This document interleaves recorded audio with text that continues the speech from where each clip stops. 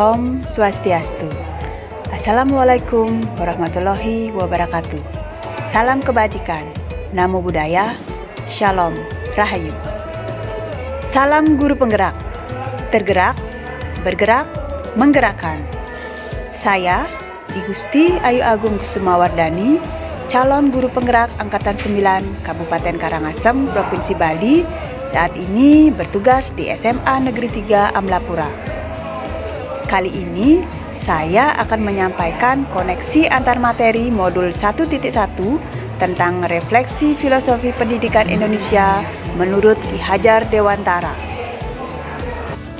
Pendidikan nasional Indonesia tidak terlepas dari peran sosok pejuang pendidikan Ki Hajar Dewantara yang mendirikan sekolah taman siswa yang merupakan cikal bakal sekolah di era selanjutnya. Karena begitu besar jasa beliau bagi pendidikan Indonesia, maka pada tahun 1959 beliau ditetapkan sebagai Bapak Pendidikan Nasional.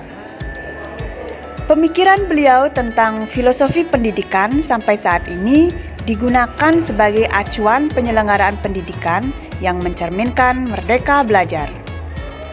Beberapa pemikiran Ki Hajar Dewantara yang menjadi dasar bagi pendidikan di Indonesia saat ini terus dikembangkan dalam rangka mencapai tujuan pendidikan, yaitu mencapai keselamatan dan kebahagiaan setinggi-tingginya sesuai kodrat masing-masing. Berikut refleksi yang bisa saya lakukan terkait dasar filosofi pendidikan Ki Hajar Dewantara. Pertama adalah pendidikan dan pengajaran. Menurut Ki Hajar Dewantara, pendidikan menuntun segala kodrat yang ada pada anak agar mereka dapat mencapai keselamatan dan kebahagiaan setinggi-tingginya, baik sebagai manusia maupun sebagai anggota masyarakat. Sedangkan pengajaran merupakan proses pendidikan dalam memberi ilmu atau berfaedah untuk hidup anak, baik secara lahir maupun batin. Ini mengandung arti bahwa kekuatan kodrat yang ada pada anak tiada lain adalah segala kekuatan yang ada dalam hidup batin dan hidup lahir karena kekuasaan kodrat. Sebagai pendidik, kita hanya dapat menuntun tumbuh atau hidupnya kekuatan-kekuatan itu agar anak dapat memperbaiki lakunya, bukan dasarnya hidup dan tumbuhnya. Penjelasan ini dapat dianalogikan sebagaimana petani yang menanam tanaman padi. Ia hanya dapat menuntun tumbuhnya padi dengan memperbaiki kondisi tanah, memelihara, memberi pupuk dan air, membasmi hama pengganggu, dan sebagainya. Pada akhirnya, tanaman tersebut sesuai kodratnya akan tumbuh menjadi padi, bukan jagung, kedelai, atau kacang. Demikian pula cara pemeliharaannya hanya dapat dilakukan dengan cara pemeliharaan padi, bukan tanaman lain.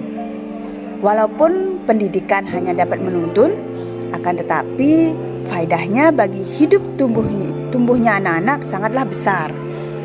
Pendidikan adalah tempat persemaian benih-benih kebudayaan dalam masyarakat. Ki Hajar Dewantara berkeyakinan bahwa untuk menciptakan manusia Indonesia yang beradab, maka pendidikan menjadi salah satu kunci utama untuk mencapainya. Pendidikan dapat menjadi ruang berlatih dan bertumbuhnya nilai-nilai kemanusiaan yang dapat diteruskan atau diwariskan. Jadi, pengajaran dan pendidikan yang berguna untuk kehidupan adalah memerdekakan manusia sebagai bagian dari persatuan. Manusia merdeka yang dimaksud adalah manusia yang hidupnya lahir atau batin tidak tergantung pada orang lain, akan tetapi bersandar pada kekuatan sendiri. Kedua adalah kodrat alam dan kodrat zaman. Kodrat alam adalah berkaitan dengan sifat dan bentuk lingkungan di mana anak berada, sedangkan kodrat zaman berkaitan dengan isi dan irama. Ki Hajar Dewantara mengingatkan pendidikan sejatinya adalah agen perubahan yang menuntun anak mencapai kekuatan kodrat alam maupun kodrat zaman. Segala kepentingan anak didik, baik mengenai hidup diri pribadinya maupun kemasyarakatannya, jangan sampai meninggalkan segala kepentingan yang berhubungan dengan kodrat keadaan, baik alam maupun zaman, serta tidak bertentangan dengan sifat-sifat kemanusiaan. Ini berarti bahwa pendidikan yang diberikan menyesuaikan dengan kondisi lingkungan di mana anak berada, serta potensi anak dan juga harus mengikuti perkembangan zaman. Ketiga adalah budi pekerti. Budi pekerti atau watak atau karakter merupakan perpaduan antara gerak dan pikiran, perasaan dan kehendak sehingga menimbulkan tenaga. Budi pekerti merupakan keselarasan antara cipta, rasa, karsa dan karya. Budi pekerti melatih anak untuk memiliki kesadaran diri yang utuh untuk menjadi dirinya atau kemerdekaan diri dan kemerdekaan orang lain. Lebih lanjut, Ki Hajar Dewantara menyampaikan bahwa keluarga merupakan tempat utama dan paling baik untuk melatih pendidikan sosial dan karakter anak, karena dalam keluarga, anak mendapat tuntunan, teladan, dan pengajaran dari orang tua. Dalam keluarga, anak berinteraksi sosial antar saudara, sehingga tercipta kemandirian dan kemampuan anak untuk menghadapi persoalan. Keluarga merupakan sebuah ekosistem kecil untuk mempersiapkan anak untuk hidup bermasyarakat. Ki Hajar Dewantara percaya bahwa jika kesemuanya dipadu secara seimbang, maka akan menghadirkan insan yang penuh dengan kebijaksanaan. Keempat adalah menghamba pada anak dan bermain. Pendidikan harus berpihak kepada anak. Setiap anak adalah unik dengan segala potensi yang dimilikinya. Sebagai pendidik, sudah semestinya kita memberi ruang untuk memfasilitasi anak agar dapat mengembangkan segala potensi yang ada pada dirinya. Pendidikan berfokus pada murid sebagai pusatnya. Guru adalah sebagai fasilitator, sebagai pemberi tuntunan agar anak dapat tumbuh dan berkembang sebagaimana mestinya.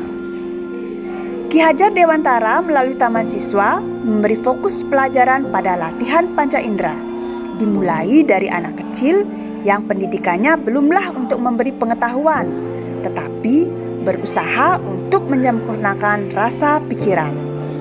Segala tenaga dan tingkah laku lahir yang mereka miliki besar pengaruhnya bagi kehidupan batin mereka.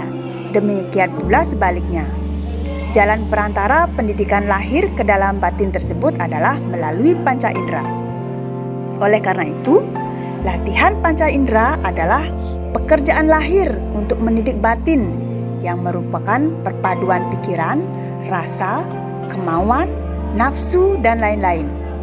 Untuk menjembatani pemikiran ini, dalam proses pembelajaran tidak hanya berfokus pada pelajaran panca indera saja, tetapi permainan juga dapat dimasukkan pada pembelajaran di sekolah sebagai kultur atau budaya. Setelah kita mengetahui dasar-dasar filosofi pendidikan Ki Hajar Dewantara, mari kita refleksikan diri terhadap pemikiran Ki Hajar Dewantara tersebut dalam pendidikan.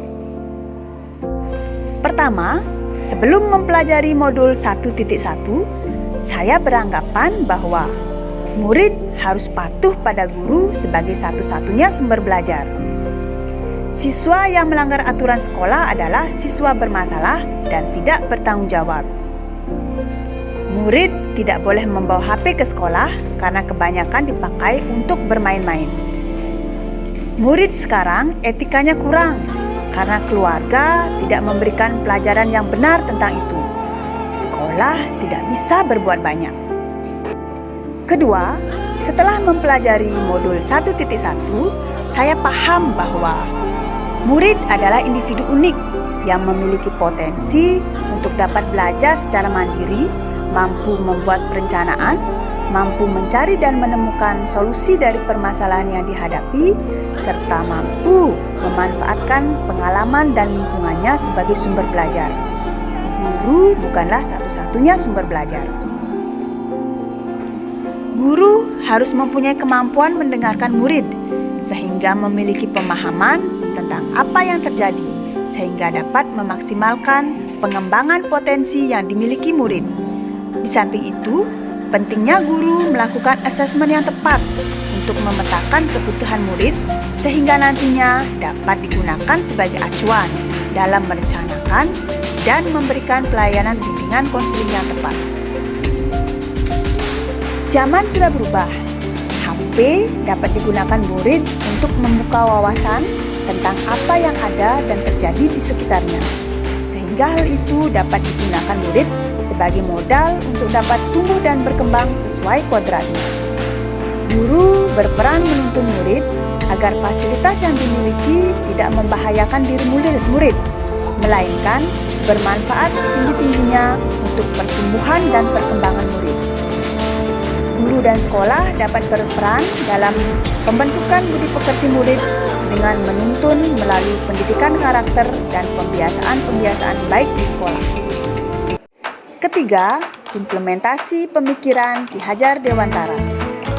Hal yang dapat dilakukan sebagai implementasi pemikiran Ki Hajar Dewantara tersebut adalah: pertama, memberikan pelayanan bimbingan konseling yang berpihak pada murid dengan prinsip melayani dengan cara melaksanakan asesmen kebutuhan yang tepat, membuat perencanaan layanan, melaksanakan layanan secara optimal dengan menerapkan berbagai strategi sesuai kebutuhan, melakukan evaluasi, refleksi, dan tindak lanjut yang kesemuanya memfasilitasi keunikan, keragaman, dan potensi murid. 2. Mengimplementasikan layanan bimbingan konseling menyenangkan, menerima murid dengan prinsip penerimaan tanpa syarat atau unconditional positive regard, sehingga murid merasa nyaman dan terbuka untuk berkonsultasi dan mengembangkan dirinya. Ketiga, penanaman nilai karakter melalui pembiasaan dan keteladanan agar profil pelajar Pancasila bisa terwujud.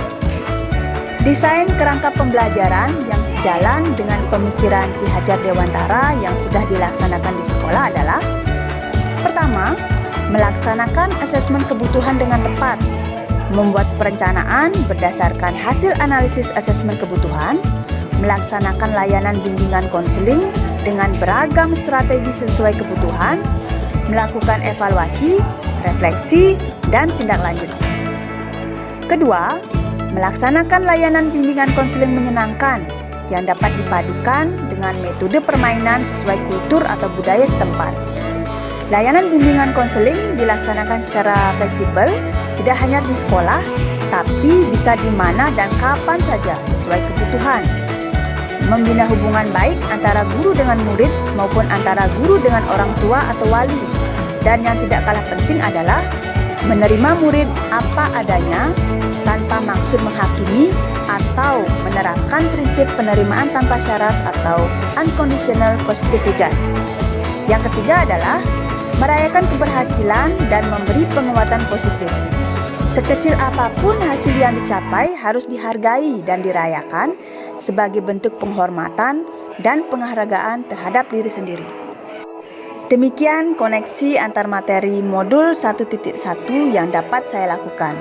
Semoga kita senantiasa mampu mengimplementasikan filosofi pemikiran Ki Hajar Dewantara tentang pendidikan di Indonesia yang dapat memfasilitasi pendidikan yang berpihak pada murid. Terima kasih.